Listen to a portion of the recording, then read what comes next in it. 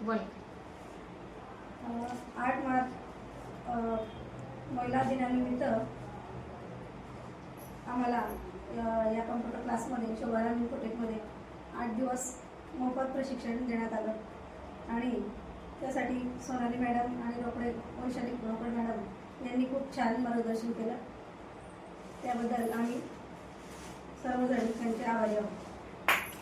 मार्च जागतिक महिला दिनानिमित्त शोभाराम इन्फोटेक कॉम्प्युटर क्लासच्या वतीने महिलांसाठी 8 दिवसाचे मोफत प्रशिक्षण देण्यात आले.